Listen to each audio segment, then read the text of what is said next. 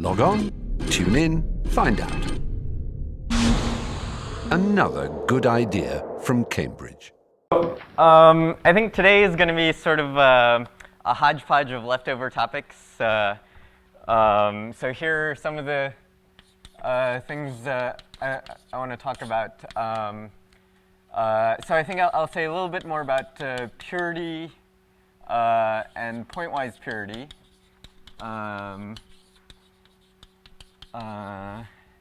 Maybe something about the Springer correspondence.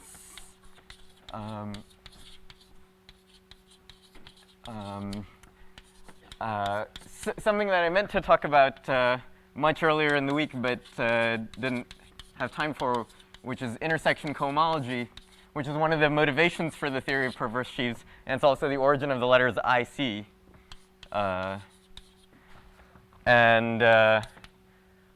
And then maybe I'll finish with what happens in the setting of coherent sheaves.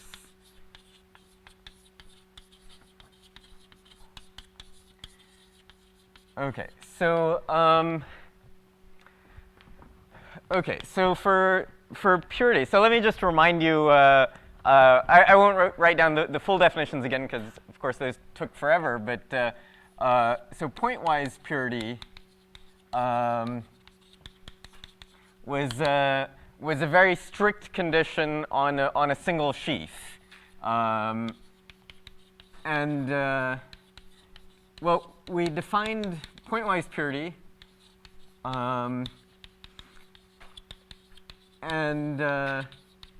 then we defined mixed, and then we defined purity as a condition on the derived category. So this is a condition on chain complexes of sheaves. Even though we had to define pointwise purity first, a pure sheaf doesn't have to have pointwise pure cohomology sheaves because the purity here, I mean, there are two inequalities. There is less than inequality, and then the greater than inequality was defined in terms of the less than inequality by Verde duality. So this is not necessarily not necessarily sort of directly related to pointwise purity.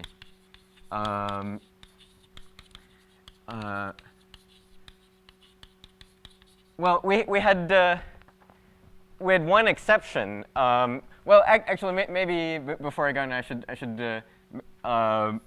make a slightly more precise definition. So let's call an object in the derived category.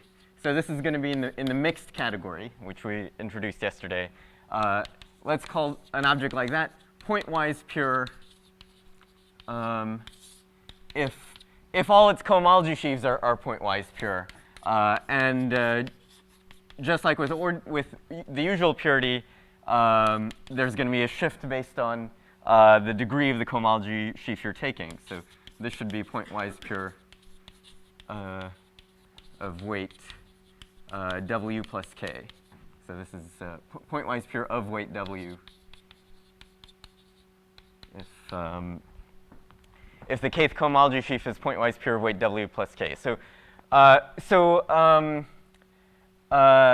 yesterday, one thing we learned was that for a local system on a smooth variety, pure and these two notions are equivalent. Pure is the same as pointwise pure. But in general, well, maybe I'm just saying more precisely what I mean by not related. In general, these don't have, neither one implies the other.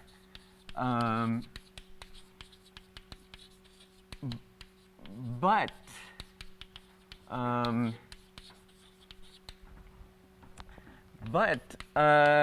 something remarkable happens for some of the perverse sheaves that are of the greatest interest in representation theory.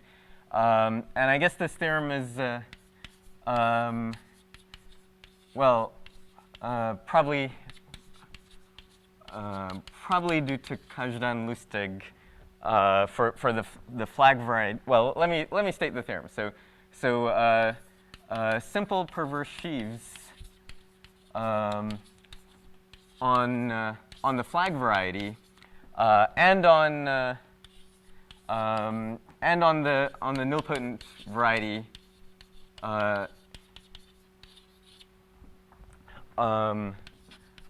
both pure and pointwise pure.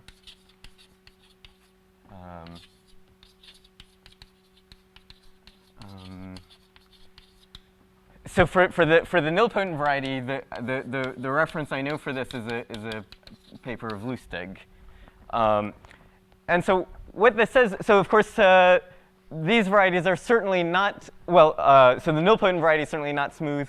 On the flag variety, we're talking about Schubert variety, so closures of B orbits. Those are also certainly not smooth. And the simple perverse sheaf, well, it's a local system over the open part of its support, but certainly the whole thing is not a local system. So this is quite a surprising statement, and it has strong consequences for what the stalks of simple perverse sheaves can be. And this result is a key step on the way to sort of computing what these things actually are. So this is a, well, yeah, so this has major consequences for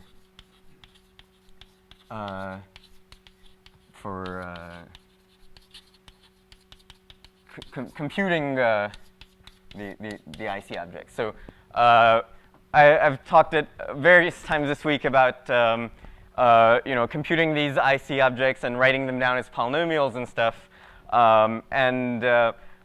Once you have a guess as to what those polynomials are, proving that you've got the right thing, that you haven't mixed up pieces of different perverse sheaves or something like this, often depends on this kind of statement. And this is something that sort of, I feel like I don't have a lot of intuition for this. There's something special about these varieties that makes this very strong thing be true.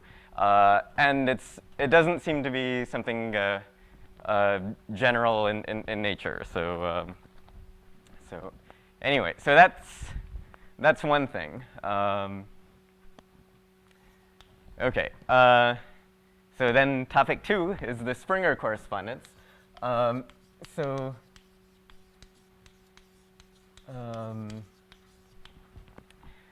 this also has to do with the nilpotent variety.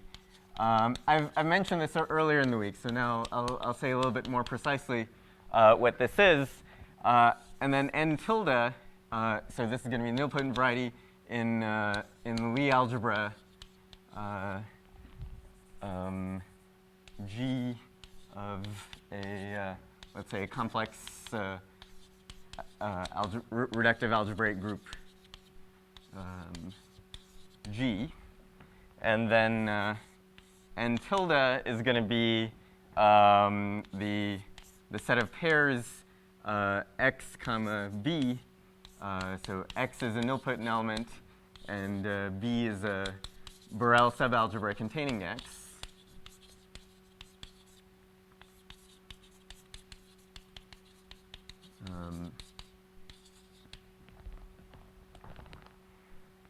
Okay. And then so then, of course, you can forget the Borel, and then that's a map from n tilde to n. And here are some facts. N tilde is smooth. This is pretty easy. I mean, it's maybe not completely obvious from this description, but you can also think of this as the cotangent bundle to the flag variety. So then it's sort of obviously smooth. And pi is semi-small and proper.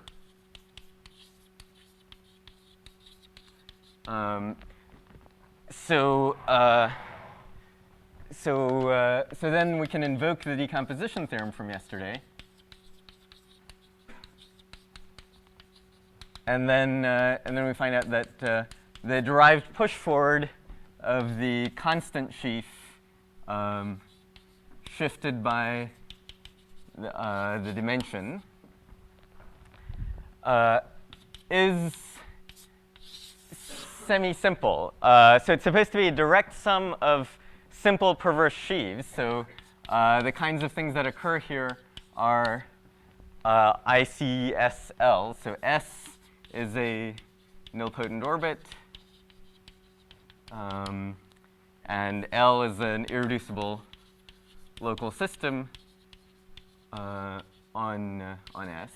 So I've written this as a sum over all nilpotent orbits and all local systems, and each one of these, each particular one, well, so right now the sum runs over all possible simple perverse sheaves here. Each one may occur with some multiplicity. Some of them may not occur. So I'm going to record the multiplicity by just formally tensoring with the vector space. So this is a complex vector space, and then so what I'm doing is recording the multiplicity here. So in other words, the dimension of VSL is the multiplicity of ICSL in this big perverse sheaf that we've constructed. So R pi star C dim n. Okay. So far, all we've done is invoke the decomposition theorem, and then the result, which is well, the original version of this was due to Springer, but the version I'm describing was due to Borholm and McPherson. And the result says the following things. One is that each non-zero vector space over there, so some of those may be 0, but the ones that are not 0 carry irreducible representations of the Weil group. And then the second part is that, in fact, every irreducible representation of the Weil group occurs as exactly one of those.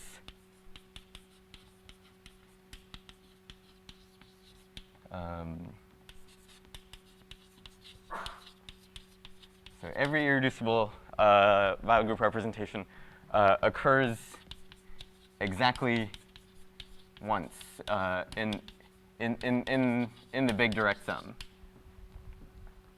Okay, so that means that in particular, you can take a Weil group representation, look for it in this direct sum, and then find out that it's labeled by some particular nilpotent orbit and some particular local system.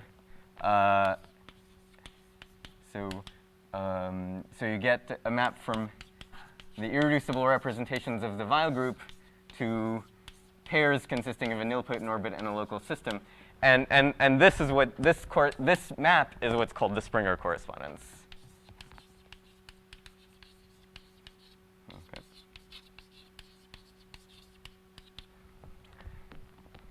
Okay. Okay.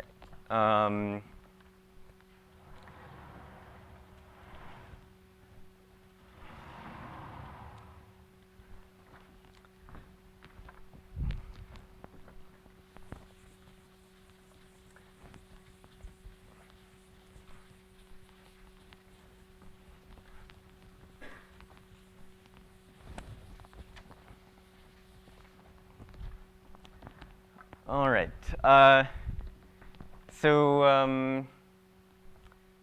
Okay. So maybe I'll go into the next thing. So intersection cohomology.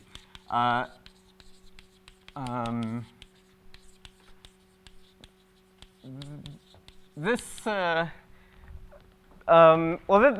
topic is maybe sort of more algebraic topological in nature rather than representation theoretic. So let me remind you of something we did on Monday. Right at the end of my lecture on Monday, I talked about how to get classical Poincaré duality out of Verde duality on the derived category. So the setup was the following picture. What we were going to do is take so this is for X, a compact orientable manifold. And then what I want to do is take the Verdet dual of the constant sheaf, and then take derived global sections, and then take cohomology of that, and then evaluate that in two different ways. And one way was to compute that the dual of the constant sheaf is just the constant sheaf with a shift. And the other way was to compute that the functors R gamma and Verdet dual commute. And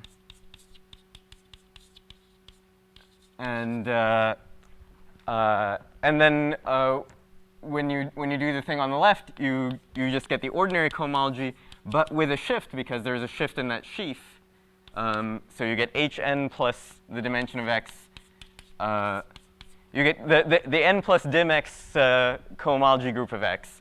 And on this side, you get the negative n cohomology group of X with a vector space dual. So this was classical Poincare duality. Now,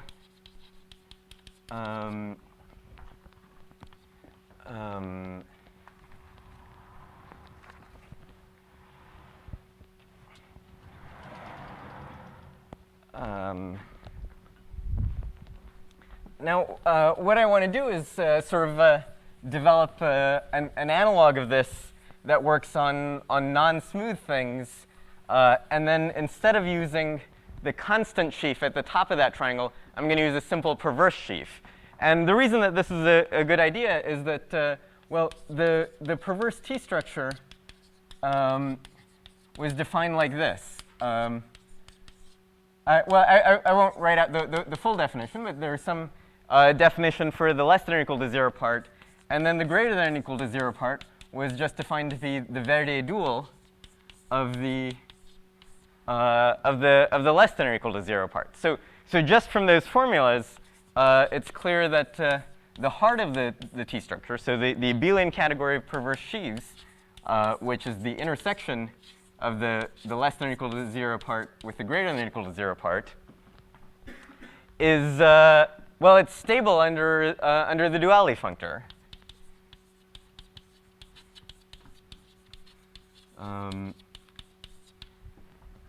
So the duality functor, well, it's an equivalent. Well, it's an anti-equivalence of categories of the whole derived category with itself.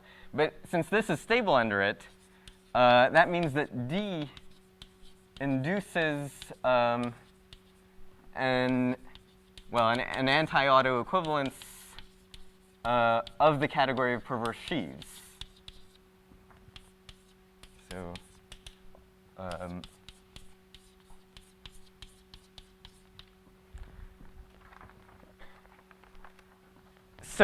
so now we have an abelian category with some non-trivial self-equivalence. And so in particular, well, because you can pick out simple objects in an abelian category by sort of abstract categorical definitions, this is something that's come up in some other talks. And of course, in the category of perverse sheaves, that's the only way to pick out what the simple objects are. So D must take simple objects to simple objects. So in particular, well, so that means that the Verdet dual of a simple perverse sheaf, which means some ICSL, has to be another IC. Okay, so, well, which IC is it? Verdet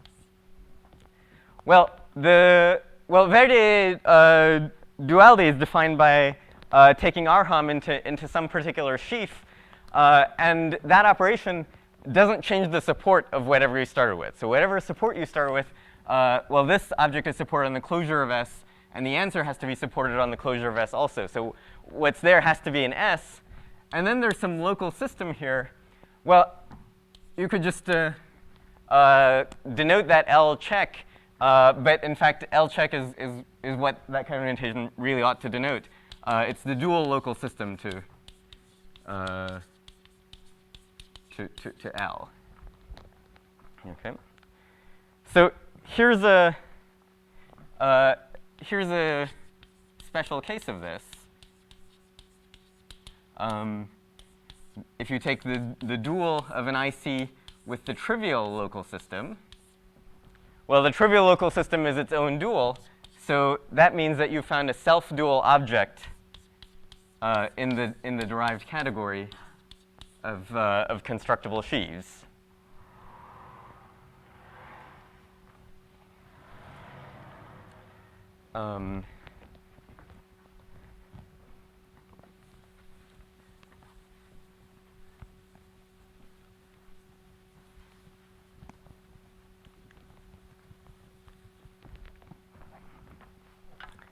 Okay, so now let's assume that S is a dense open stratum in X.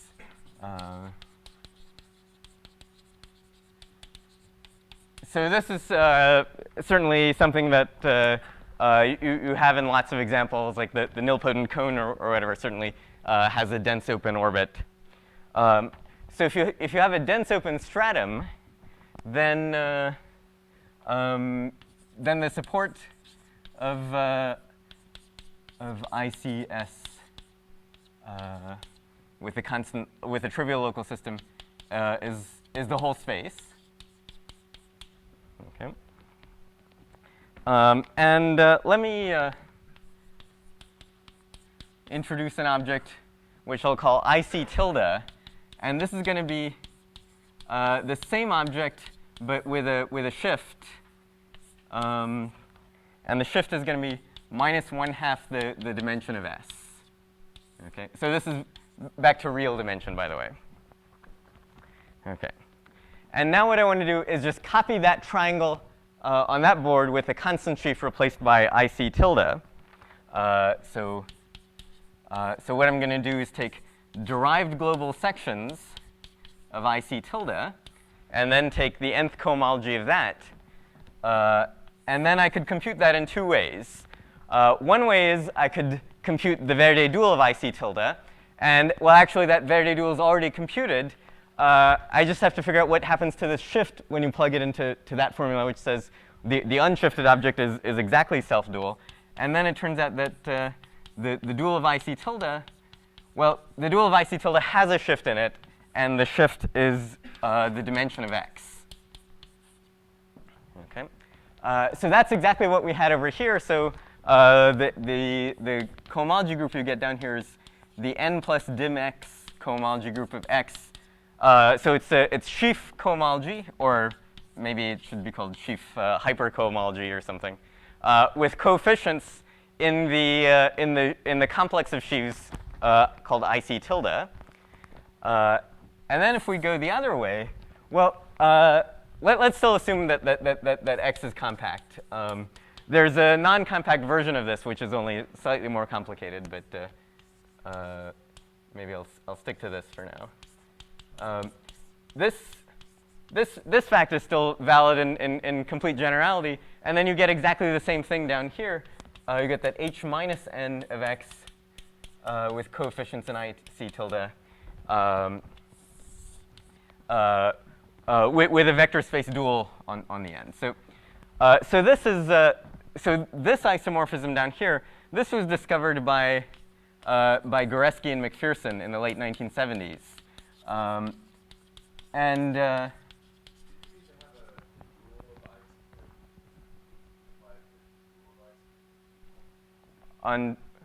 sorry, where? Oh, here. Oh, right here. Yes, thanks.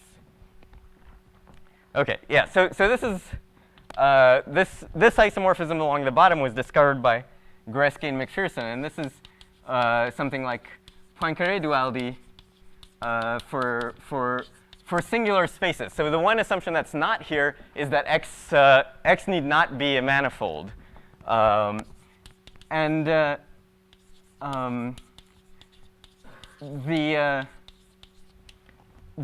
groups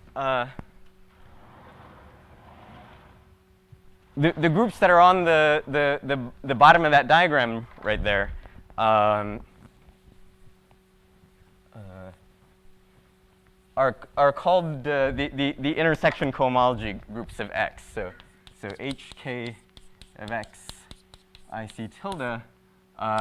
Well, the other notation for this is IHK of X, and those are called the intersection cohomology groups.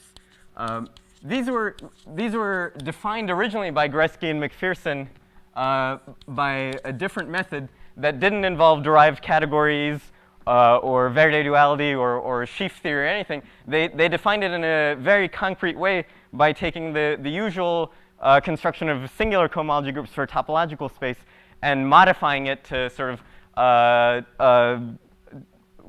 change what happens along smaller strata in a stratification. And then they discovered that they could do this modification in such a way that they recover Poincare duality for spaces that you wouldn't expect to have it. And then I think it was an observation of Deligne that the groups that they had defined were actually the sheaf cohomology for a particular complex of sheaves.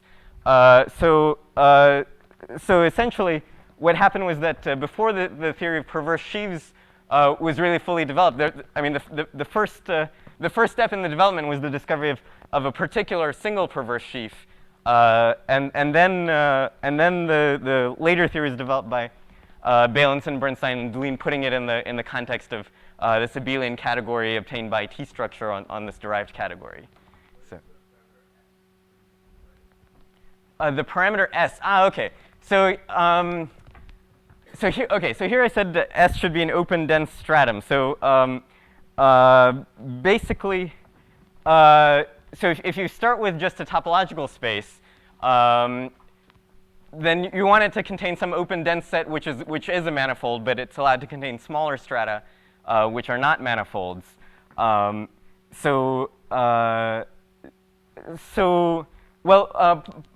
of what is done in one of the papers of Gretzky and McPherson is prove that these groups are independent of the stratification that you use for the smaller strata. So that's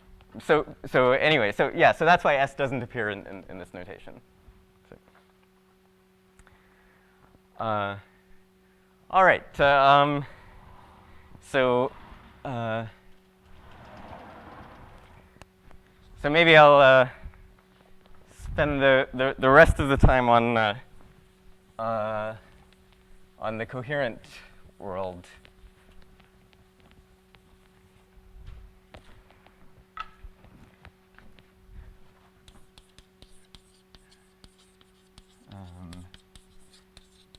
So this, so the analog of perverse sheaves in the coherent world, I guess, was developed sometime in the 1980s by Deligne in some handwritten notes, and then later written up by Bezrukovnikov.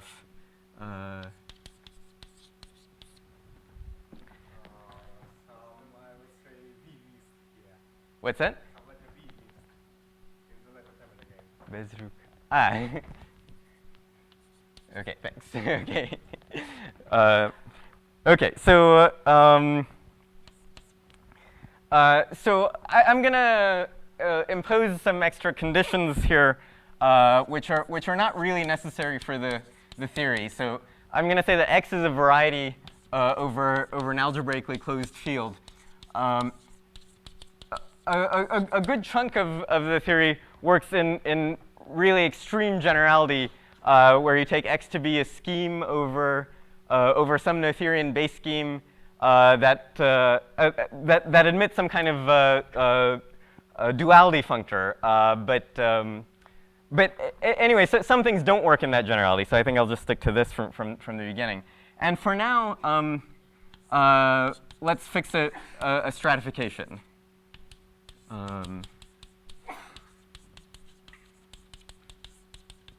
Okay, so just like usual, and then so co X is going to be the abelian category of coherent sheaves on X. And then my habit is to write cursive letters in place of Roman letters for things in the coherent world. So script dbx is going to mean the bounded derived category of the abelian category of coherent sheaves. Okay, so that's what that means.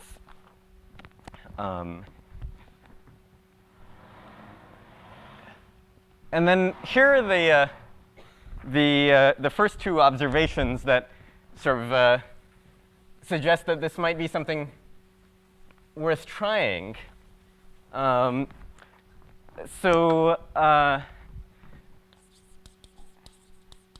in the classical constructible world that we've been working in for the past 4 days, this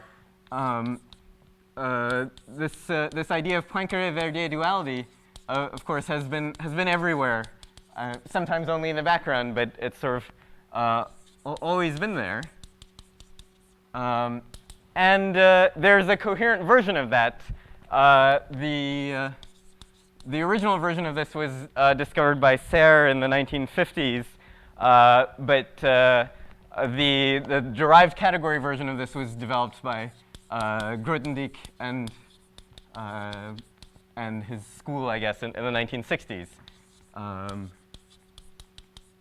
So there's some duality functor, and well, I guess I can't think of a different letter to use for Serre-Grothendieck duality, so I'll just put subscripts on it like that. And then, well, the sort of basic kind of sheaf that we've been talking about in the constructible world is local systems. So constructible sheaves are built out of local systems on strata, and a local system, well, let me say what a local system is in a slightly different way.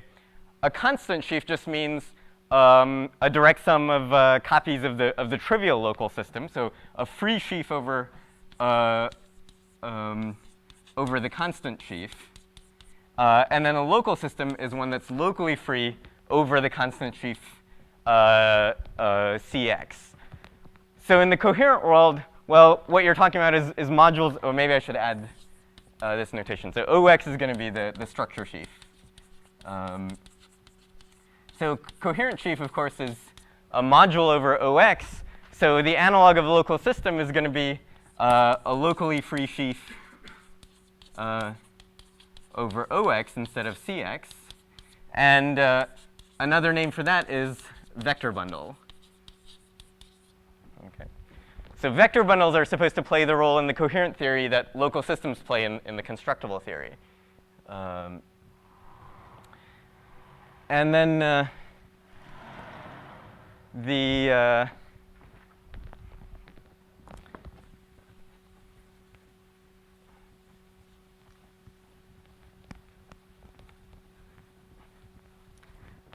goal, well, find a T structure. Well, we have this duality functor. And one of the key properties of the perverse T structure in the constructible case is that it's self-dual. That's what just came up in this intersection cohomology business. So we want to find a self-dual T structure on the coherent derived category. Well, not exactly on the coherent derived category, rather on the subcategory of objects that are, well, I don't want to reuse the word constructible because constructible has a fixed meaning, but what I want to do is write down the coherent analog of constructible. So that's going to mean that we want to take objects that when you restrict them to a stratum, they give you vector bundles. So they're vector bundles along strata. OK, so this is going to be some kind of definition of a category. Complexes whose cohomology have this property. So, so yeah.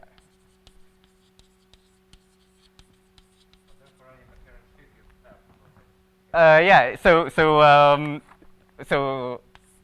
I'll get to that. So there are a bunch of problems with trying to do this. Um, um,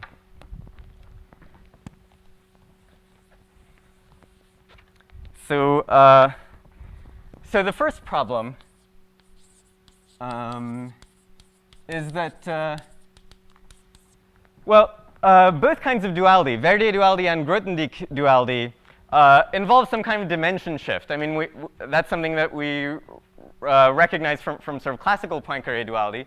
But the kind of dimension that comes up is different. I mean, Verdier duality is really sort of, at heart, a topological thing. And then the dimension that comes up is real dimension. In Serre-Grothendieck duality, what comes up is complex dimension. So this involves, or I guess algebraic dimension. So this involves algebraic dimension and not real dimension. And the consequence of that is that if you have any chance of finding something that's self-dual, well, we had all these factors of a half that have shown up in various formulas. And that was OK because we assumed even real dimension. So now we need a stronger condition. We need even algebraic, we need the strata to have even algebraic dimension.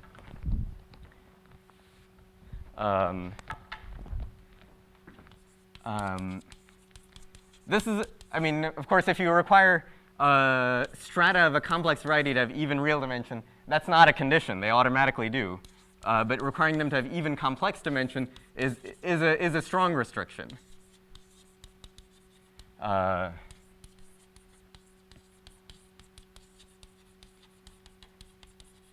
OK, so that's one problem. That's not so serious. It just means that we're going to have to throw out a lot of varieties.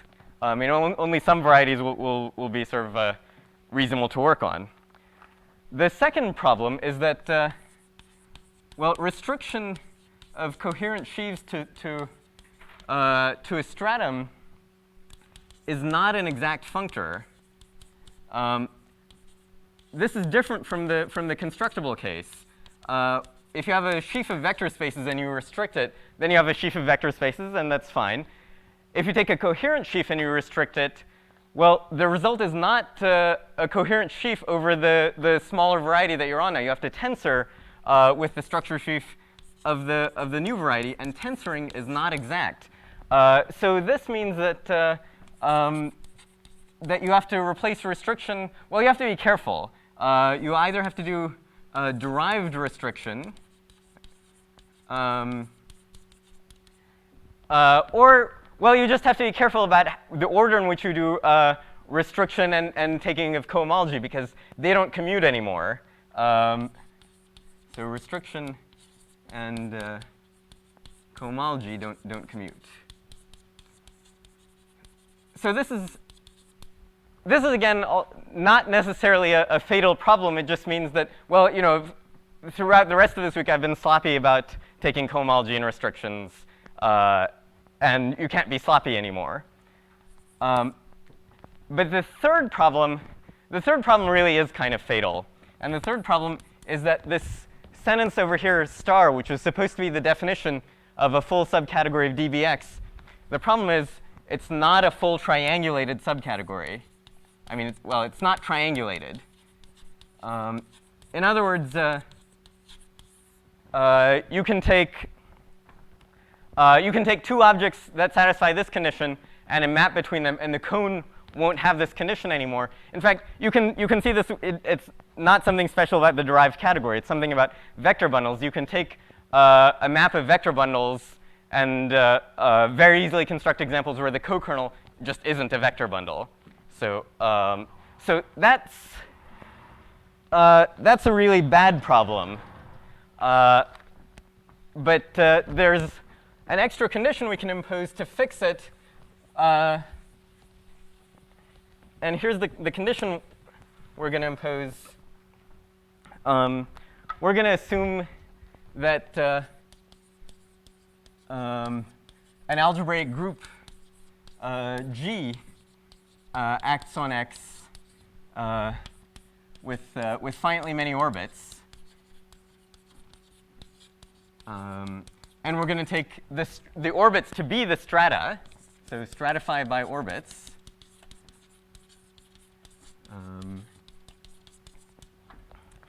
And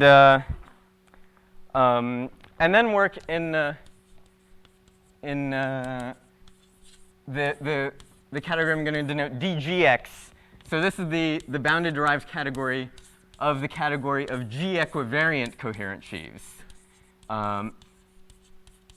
The reason that this makes a difference is that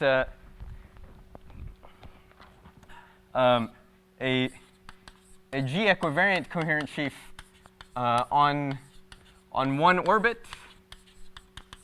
well, it has to be locally free. So the G structure, I mean, the problem with this definition of star is that you just can't force arbitrary coherent sheaves to obey your chosen stratification. I mean, you can't do it by willpower, but you can do it by imposing a G action. So a G-equivalent coherent sheaf is automatically locally free on one orbit. Okay, so then that definition star makes sense.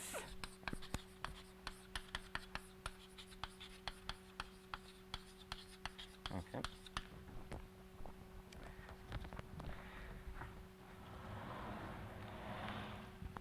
Okay.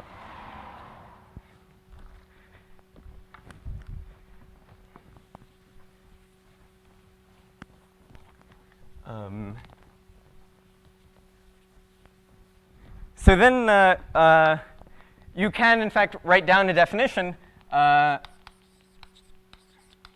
which looks a lot like the definition of perverse sheaves we wrote down on Tuesday. You get a T structure, and then it has a lot of properties that look quite familiar to us. So let me call this theorem 1. So the parts of this are, so let script P of x be the heart of this T structure, which is the category of perverse coherent sheaves. So the first property is that every object has finite length.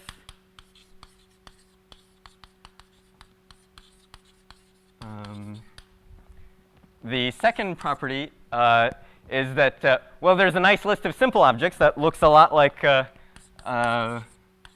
the classification of simple objects for classical perverse sheaves.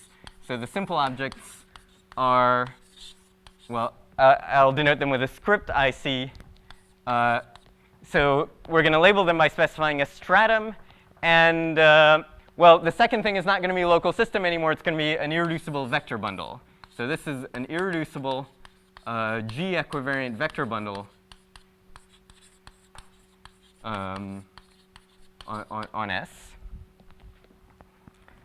And then the third thing is a duality property that looks just like the Poincaré-Verde duality property we had a little while ago when we were talking about intersection cohomology. The Serre-Grothendieck duality induces an anti-auto equivalence of the category of perverse coherent sheaves. And then the dual of a simple object better be another simple object. And then, so in fact, it's the simple object with the same support and the dual vector bundle plugged in. So, okay. Sorry? I'm sorry, what was the question? Where do I mean G-equivariant? Everything is G-equivariant. So yeah, so everything is G-equivariant. So this assumption of a G action is in force throughout. So yeah, so Px is the heart of a T structure inside dgx.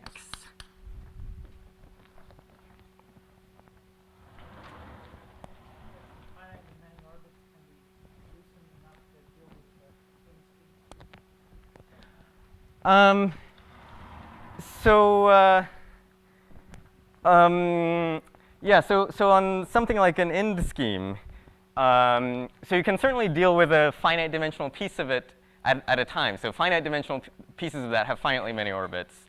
I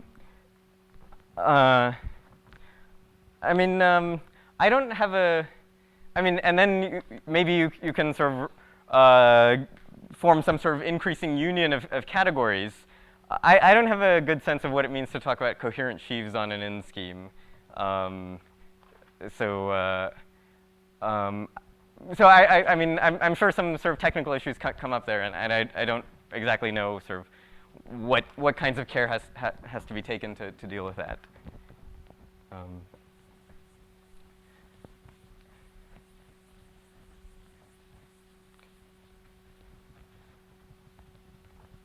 Yeah, so the main example of this that's found use is not on an ind scheme. It's on the nilpotent cone, and of course the group acts on the nilpotent cone with finitely many orbits, and then Bezrukovnikov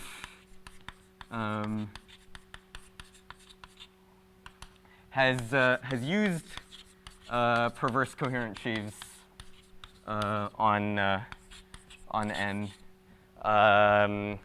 to prove a conjecture of Lustig and Vogin on well, it's a conjecture on bases for the G equivariant K theory of the nilpotent cone.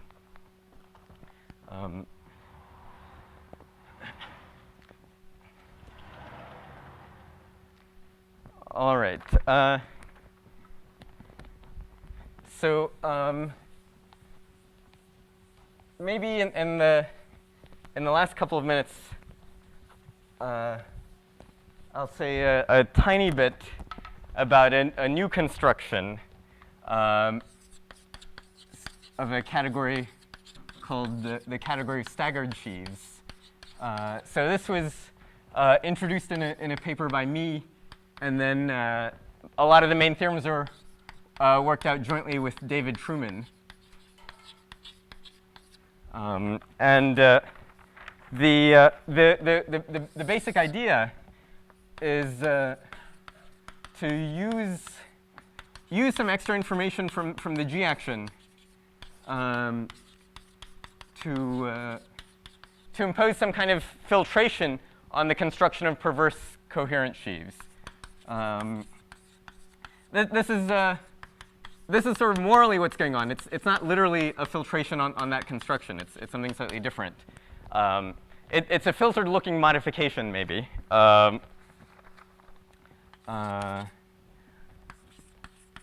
the perverse coherent sheaf construction. And then and then so when you do this, you get a new T structure on the derived equivariant coherent category. In general, it's different from that, and let me call its heart script M of x. So the objects of the heart are called staggered sheaves.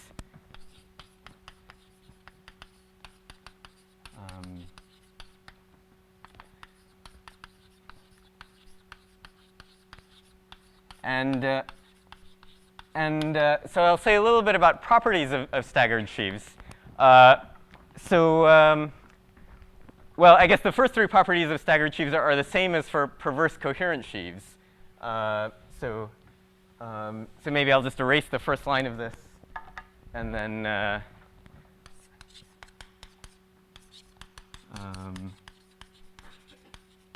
so now this is for staggered sheaves. But then there are a number of additional properties which seem to be better than what happens with perverse coherent sheaves.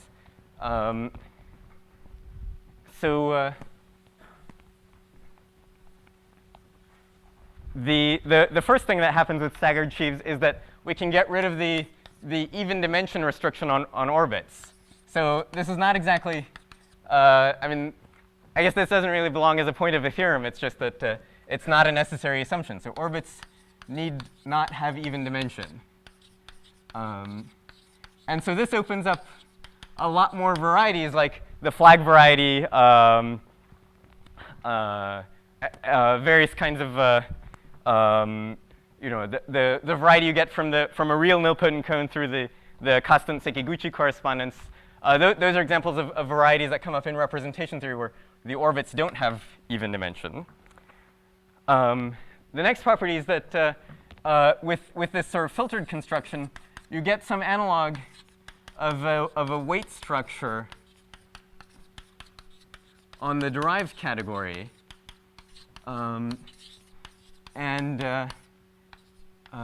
With respect to this weight structure, there are analogs of the theorems we talked about for classical perverse sheaves yesterday. So one is that every simple staggered sheaf is pure.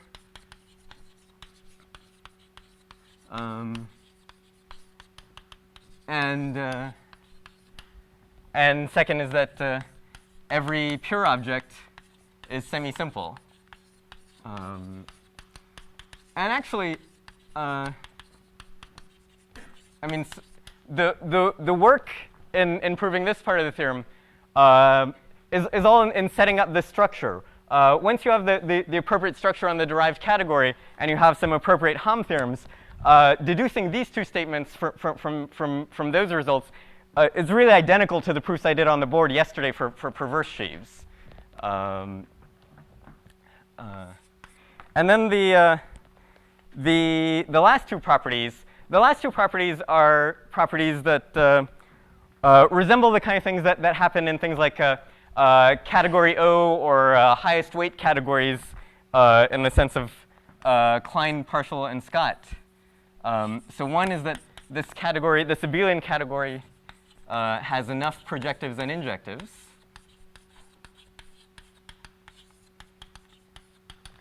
And then the last one is that it has a collection of standard modules, standard objects.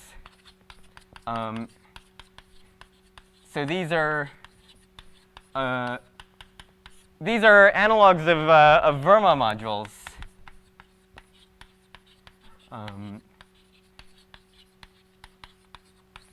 So there are some indecomposable objects with some canonical characterization such that, well, the set of isomorphism classes of them is in bijection with the class of simple objects, and each simple is a quotient of a unique one of these. And it has the dual version also. It has co-standard objects.